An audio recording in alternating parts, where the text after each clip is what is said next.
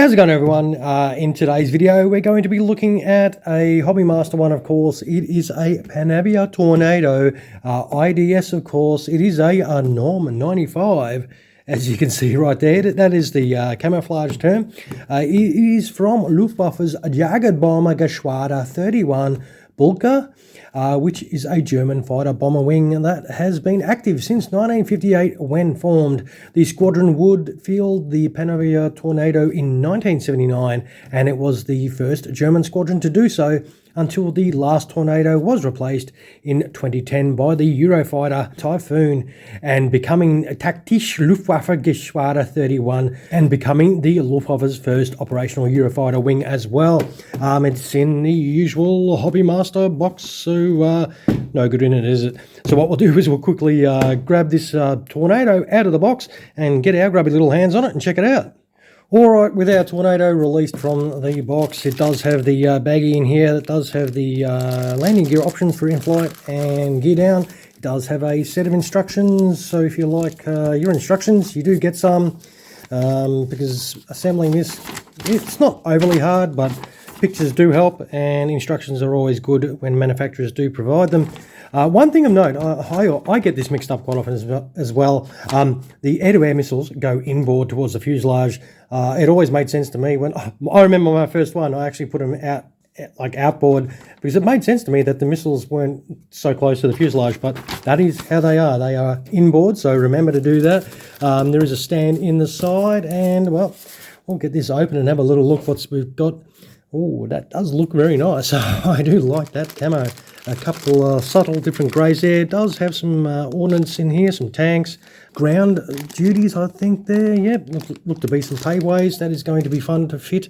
Let us check this model. We'll grab it by its big ass tail there. They one of their attributes that they do have is those big whale tails right there, and that does look pretty damn awesome.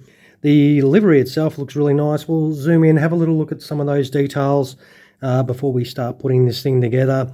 You can see the subtle greys there. That does look really nice. There is a little bit of engine detail in there, which does look very good. I don't know, there's no movement in those. But what there is movement in is this, the main wings. They do move nicely. They are really smooth. Not wobbly, they are nice and tight. They do feel pretty tight, which is really good. All right, and then we've got some beautiful markings along the fuselage, of course. That does look very, very good.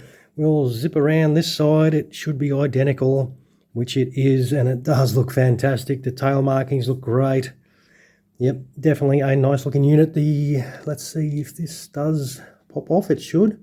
Actually, it lifts up, so you can see some great detail in there. That does look awesome inside the cockpit there.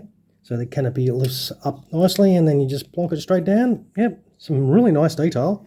Underneath, the camo livery goes throughout the whole above and underneath the aircraft, so that is really nice.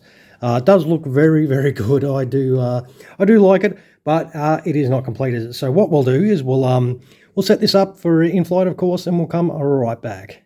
Alrighty, here we have it set up for in-flight, obviously. So there's a little gear bay door on either side that you put in, and your nose wheel. That's done. You put your avionics, like the pods on the ends there, and then you put your fuel tanks with your inboard air-to-air missiles there. And of course, you put your centerline in ordnance there. Those paveway bombs, that they do look really nice. And that is pretty much a job done.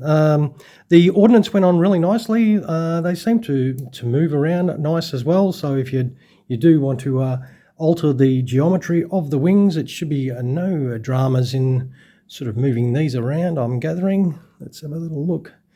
I would consider it a weak point of these models is the fact that the allocation where the pins go into for the movable ordnance, they do tend to sometimes pop out. So which, if that's the case, you'll have to re-glue them into position, but that's probably the weakest point.